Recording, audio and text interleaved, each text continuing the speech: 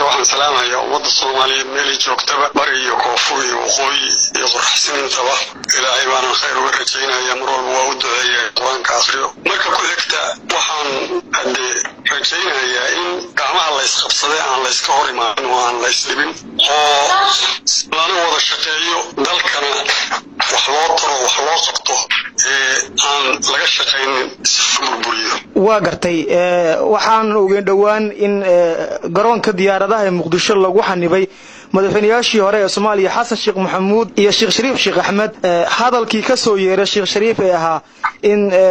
dalka dagaal ay ka iclaaminayaan oo hadii dawladdu sharciga ay ku dhaqmi weyso hadalkaas xasaasiyad buu abuuray adigu hadii aad dhageysatay ama aad la socotay sidee buu kula ekaa maxaa kaaga baxay hadalkaas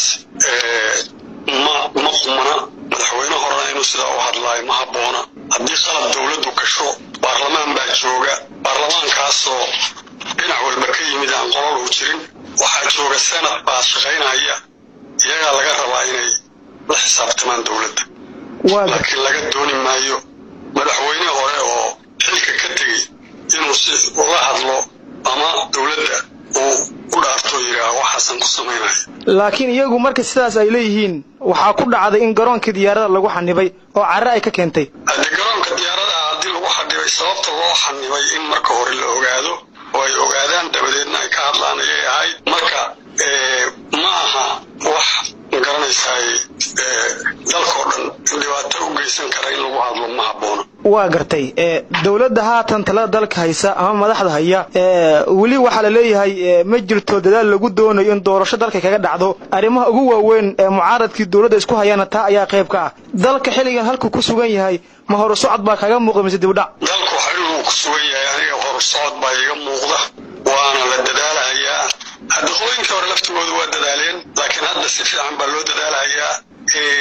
waana qabaa in ay imaanayso doorashada inay imaanayso waa laga maarmaan waa qabaa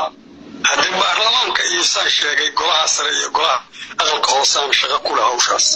golaha baarlamaanka aqalka sare iyo golaha shacabka waxa lagu eedeeyaa ama la sheegay in xukuumadda ay la wareegtay hadii mar baarlamaanka xukuumadda gacanta ay ku dhigtay iyagu go'aan ma leeyihiin sidee ku gaari karaan go'aan mar hadii xukuumadda gacanta ay ku dhigtay sida la sheego xukuumaddii baa gacanta ku dhigtay hadal quman maaha boqolaal qof oo Soomaaliya oo Ilaahay kitaab gacanta u maray oo ummadda Soomaaliyeed u shaqeeya ayaa gacanta lagu dhigay qof u shaqeynaya wax lagu hadlo wax la sheego midna maaha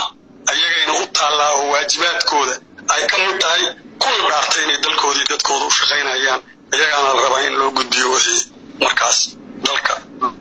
waa gartay sidaan ognahay dalkan waxa uu qaatay federaal maamul goboleedyo ayaa ka jiro dawladda dhaxana iyada ayaa awood ugu badan leh waxaan ognahay maalmihii dambe Kenya xadgudubyo gudaha Soomaaliya ka sameysay arimaha badana la isku hayo hadii aan ku hormarno arinta Jubbaland dhawaan waxa jirta in diyaarad Kenya ka timid ay si toos ah kaga dhigtay magaalada Kismaayo oo dawladdu ay mamnuucday faragelinta Kenya ee gudaha Soomaaliya iyo jawaab la'aanta dawladdu iyaduna sidee bay kula muuqataa faragelinta Kenya dawladda ayaa la socda haddana la socdo waa laga wada hadlayo waa tamxuu ahay Nairobi tagay in laga heshiiyaan filaya hadda waxa taala arintaas dawladda ay ka qaado tilaabadii habooneed waana ka qaaday baan qabaaba waa gartay Cabdiqaasin madaxda dawladda federaalka Soomaaliya waqtigoodu wax yar baa ka haray oo sanad iyo dhowr bilood ayaa u hartay dalkana waxa la leeyahay hor socodna waa ay galasheen dib u dhacna waa ay galasheen inta wareysiga aan ku gugu jirnay waxaad muujinaysaa ifafaalo madaxda dalka ay ku tilaabsadeen